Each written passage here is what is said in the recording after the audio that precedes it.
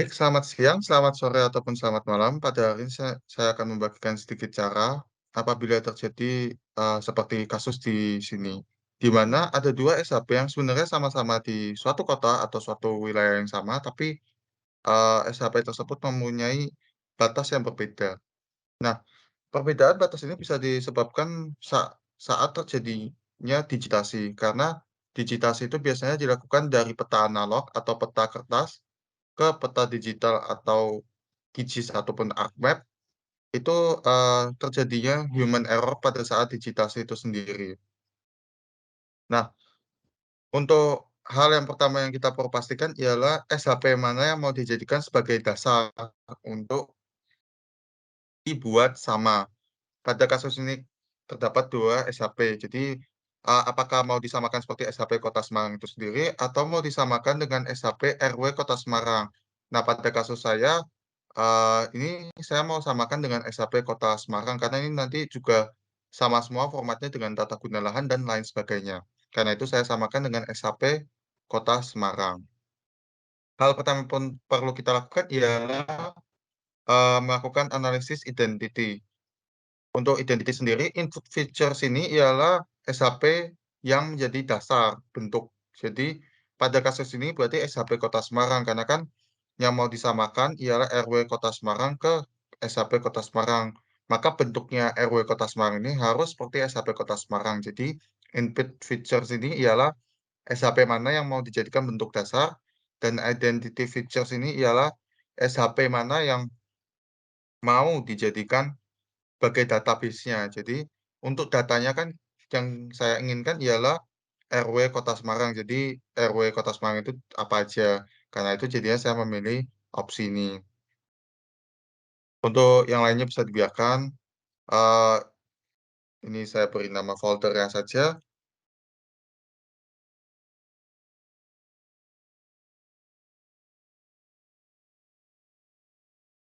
diberi nama identity saja karena masih ada beberapa analisis lain yang perlu dilakukan setelah analisis identity. Nah, setelah itu kita bisa hide saja untuk ini. Nah, sekarang kita bisa lihat bahwa ukurannya, untuk SHP-nya ini, wujudnya sudah sama. Hanya saja ketika kita buka Open Attribute Table-nya, maka kita bisa lihat di sini ada, sesuatu yang kosong, file type yang kosong. Ini bisa dibenarkan dengan cara klik Editor, Start Editing, kita klik identity-nya, kemudian di sini, eee, pada, opsi Advanced Editing, itu ada yang namanya opsi Exploit Multipart. Nah, kita tinggal klik saja ini. Nah, bisa kita lihat hasilnya kan banyak sekali di sini.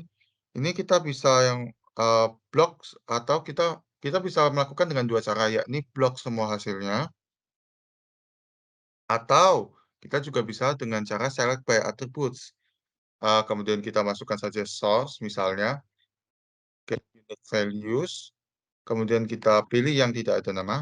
Nah, akan sama persis seperti itu. Kemudian selanjutnya kita, eee, stop editing saja. Ini sudah selesai untuk editing-nya, dan di-apply Mas ya.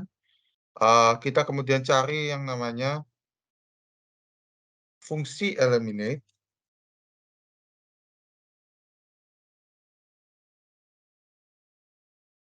kemudian kita masukkan layer identity tersebut, kemudian kita keluarkan di sini hasilnya ialah eliminate. Kita tinggal klik saja.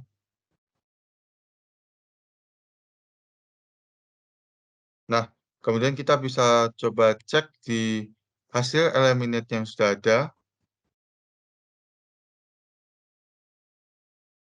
tidak ada lagi kasus di mana data tersebut kosong, karena data tersebut sudah di-merge dengan, eee, RW yang terbesar. Nah, mungkin, ini saja sih yang bisa saya bagikan. Sebenarnya, bisa juga dilakukan di-solve lagi supaya datanya lebih sedikit, tapi, sebenarnya hanya sampai tahap eliminate ini saja sudah lebih dari cukup. Mungkin sekian, terima kasih.